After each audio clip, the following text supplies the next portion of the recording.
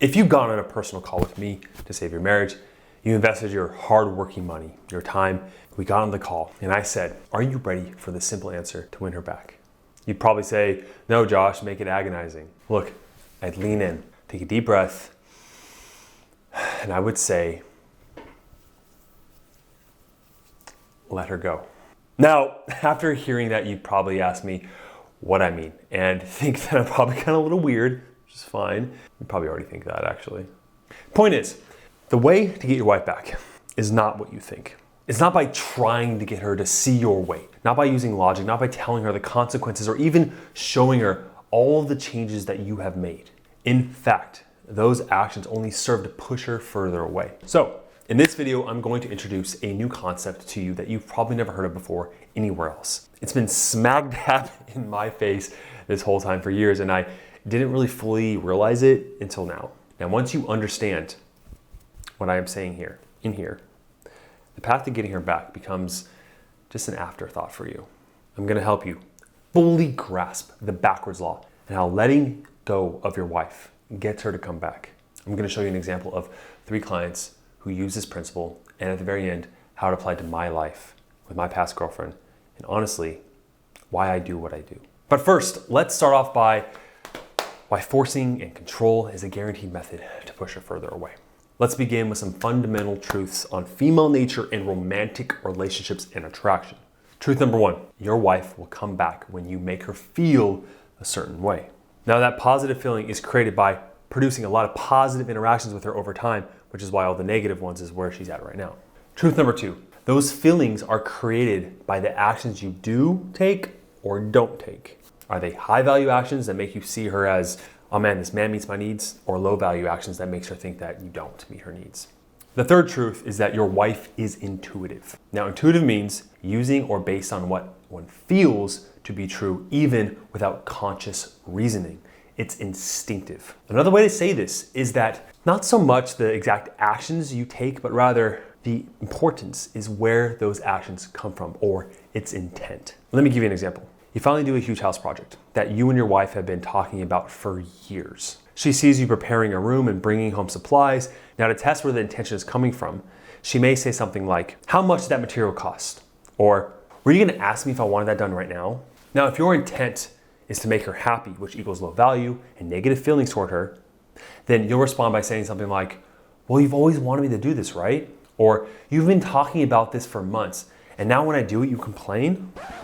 Now, if your intent is because you want to do this project, then your response would be, it didn't cost much. I was actually planning on talking to you about it over dinner tonight. I made reservations at 8, so wear that black dress that I like, and I love you.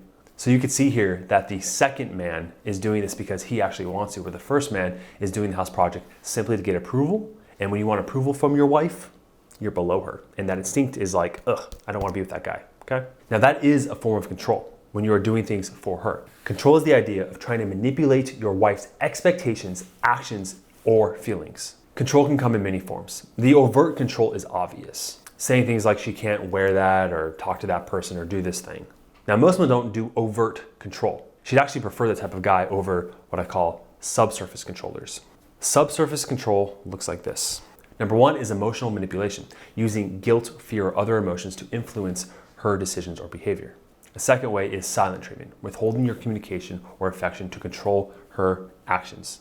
A third one is what I talk a lot about on this channel, which is covert contracts, or creating unspoken expectations and getting upset when they are not met without communicating those expectations clearly. The fourth is distorting your partner's perception of reality, or making them doubt their own feelings, thoughts, or memories. The final one is isolating tactics, or trying to limit her social interactions or cutting them off from her friends or family to increase dependence.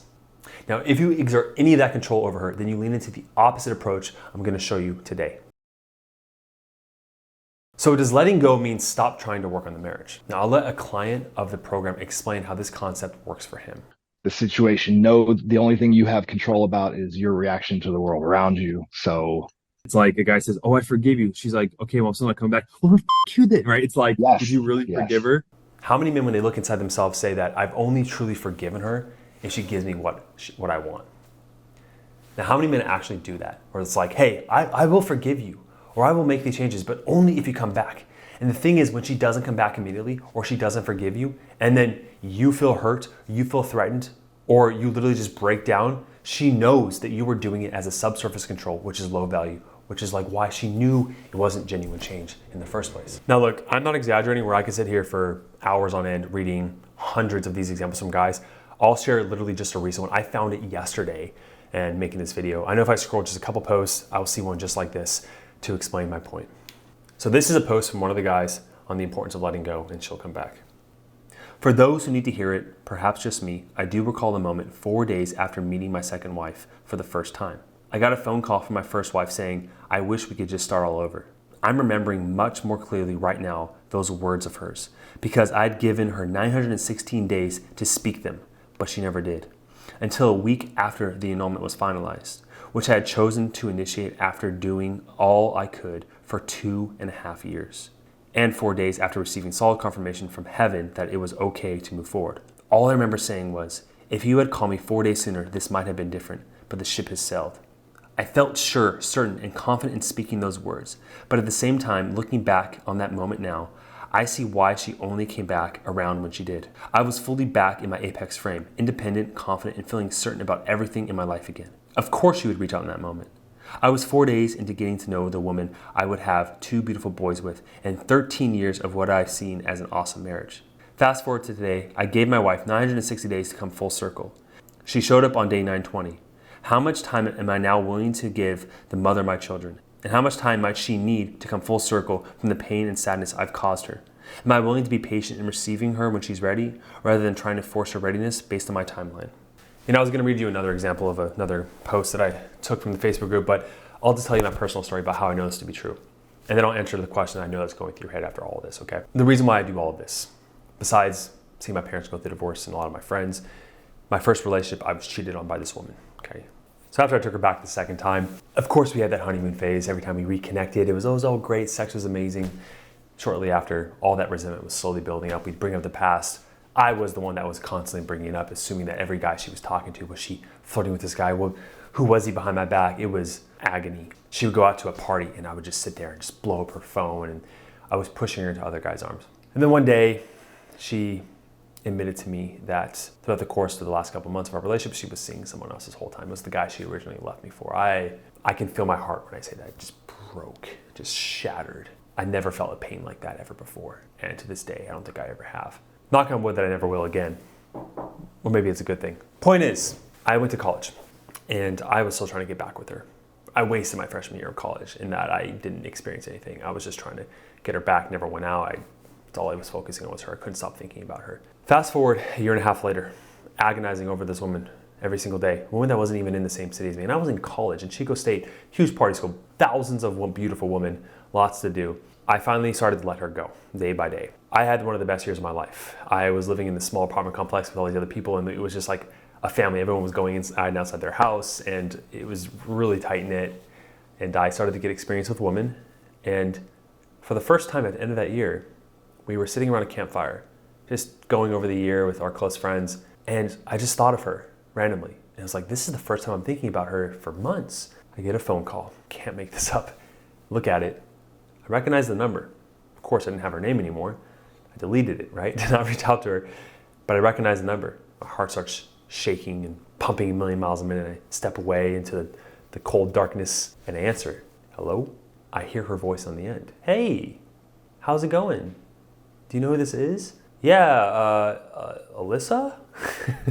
Like I didn't know. Yeah, Josh, how are you? All the pleasantries went by. And then she said it. She said the words that I was searching for, much like the post I just read to you. You couldn't make this up. These words I was begging to hear for over a year. And when she said, do you think we can work out again? Start over. I didn't want it anymore. I am a man of science in a lot of ways. I tell you a lot of studies on this channel. I want to back it up objectively because I know a lot of you guys are very logical minded, which is great, but there's some things that just can't be explained. And I've seen this phenomena far too many times that when you are able to let go of needing her, she feels it. You can still want her, but you can no longer need her. You cannot have this idea that she will make you happy, that she will fulfill you. You have to get to this state of, I am good with or without her. Easier said than done. I know. But that is the path. And the thing is that once you get to that state where you want her in your life but you don't need her, then when she comes back, that's the man you were when you first met her, by the way. You know that. It's time you get back to that place, right?